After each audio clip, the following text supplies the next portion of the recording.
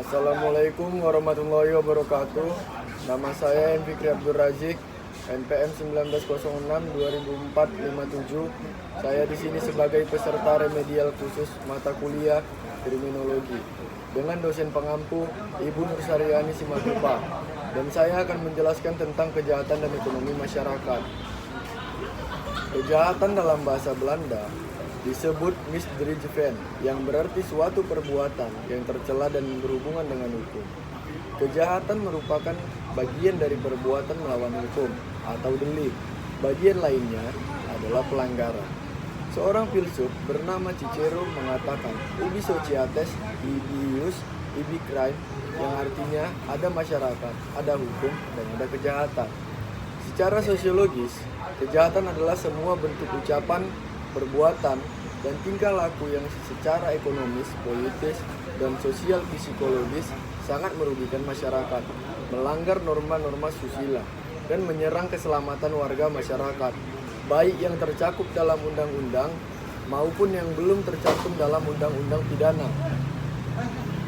Secara pidana, ada beberapa contoh perilaku kejahatan, termasuk pembunuhan, tindak kekerasan, pemerkosaan, pencurian, perampokan, perampasan, penipuan, penganiayaan, penyalahgunaan zat dan obat, dan banyak lagi yang lain-lain. Kejahatan ekonomi atau economic crimes secara umum dirumuskan sebagai kejahatan yang dilakukan karena atau untuk motif-motif ekonomi, atau yang sering disebut crime undertaken for economic motives. Kejahatan ekonomi bisa dilihat secara sempit maupun dalam arti luas. Kejahatan ekonomi mencakup pula kejahatan korporasi, yaitu setiap perbuatan yang dilakukan oleh korporasi yang diancam dengan sanksi, baik sanksi hukum administrasi, hukum perdata, maupun juga hukum pidana. Kejahatan korporasi tersebut dapat berupa crime for corporation atau corporate criminal, sedangkan crimes against corporation lebih bersifat kejahatan okupasional atau occupational crime untuk kepentingan pribadi, misalnya penggelapan uang perusahaan. Dalam kejahatan ekonomi, sering sekali terdapat batas yang sempit antara legalitas, ilegalitas, dan kriminalitas, atau malah probita dan bukan malah inse. Pelaku sering merasakan dirinya bukan sungguh-sungguh jahat, tetapi lebih karena kesialan atau secara teknis tidak berbuat apa yang diharuskan.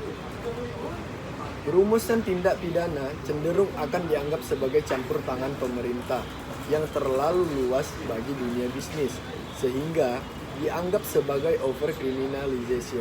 Istilah white collar crime atau WCC sering diterjemahkan ke dalam bahasa Indonesia sebagai kejahatan kerah putih atau kejahatan berdasi.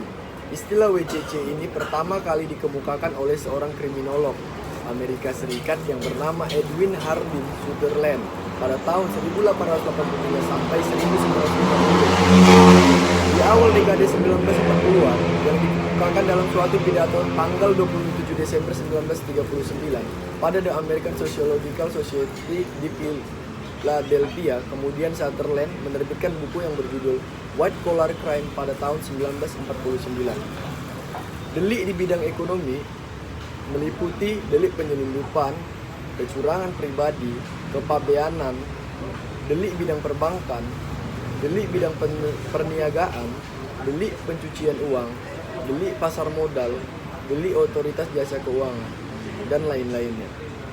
Contoh kejahatannya seperti money laundering, computer crimes, dan lain-lain. Bisa saya sampaikan.